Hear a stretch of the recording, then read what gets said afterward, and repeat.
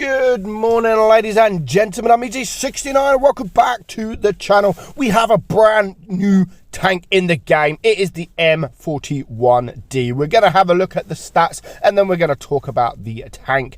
The DPM is very good at 2,883. Of course, we're going to compare it to the Walker Bulldog, which is pretty much the same tank, but this is the Chinese version. Penetration is slightly better on the M41D at 168 with the calibrated shells. 170 alpha. I would probably use this with calibrated shells, to be honest.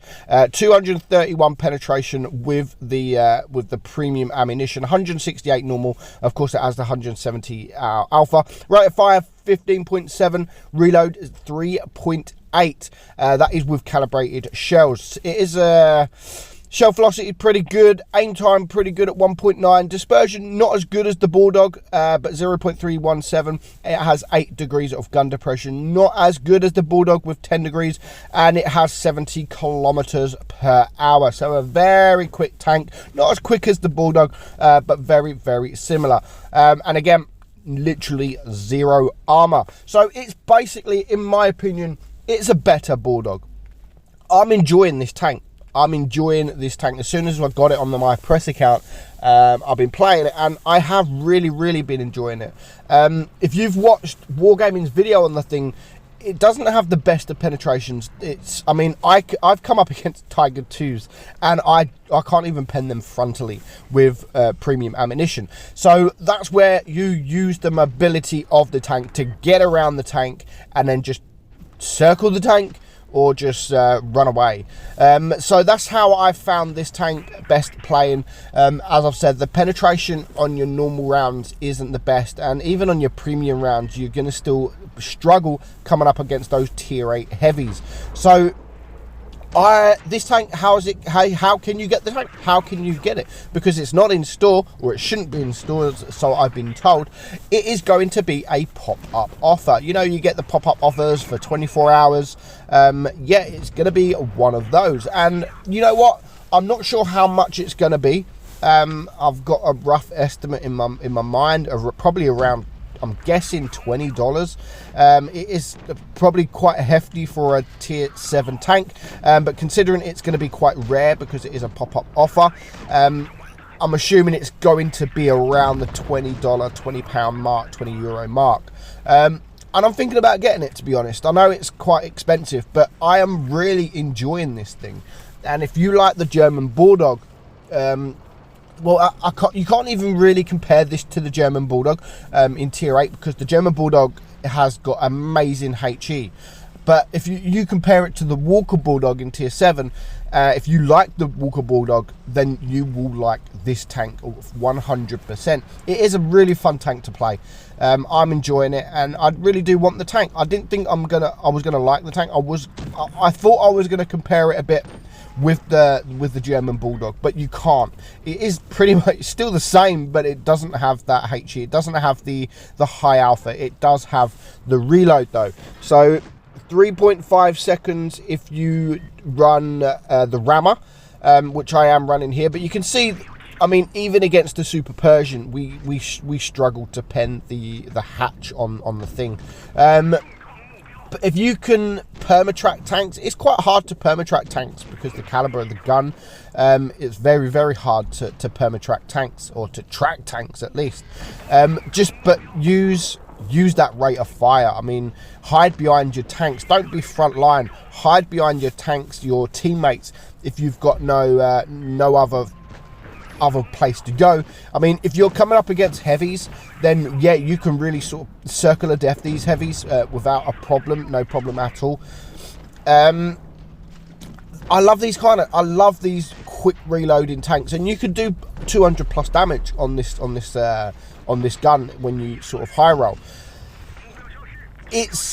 I'm probably not going to recommend to the majority of you because of obviously the price. I don't know the price, so I can't really say, guys, this is worth it, go buy the tank, because I really don't know what the price is going to be. But for me, I'm I'm enjoying the tank. I really am enjoying the tank, and I'm probably going to buy the tank just because I enjoy it. You know, it's a tank that I don't think is going to come close against other tier 7 tanks that you could buy on the market, like the Draculas, things like that. But it's a fun tank to play, and that's what I want, you know, fun tanks. You could do your job, you could do damage. I mean, here we do sort of 2.5k damage. Cheater, says that guy, just because we killed him.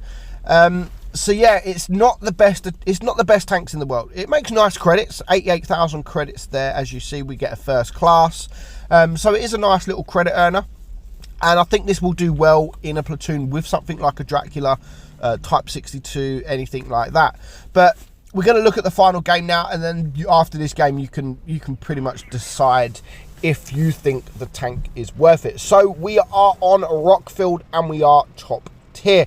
Now, when you're bottom tier, just like a lot of tanks, that is when you do struggle with the thing, because you are going to come up against those tier 8 heavy tanks.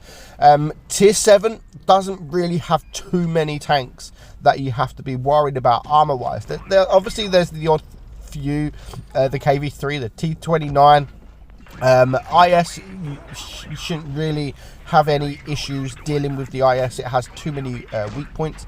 But of course, when you come up against tier 6, you're going to come up against a lot of medium tanks as well, a lot of light tanks. So you shouldn't have to use that much pramo.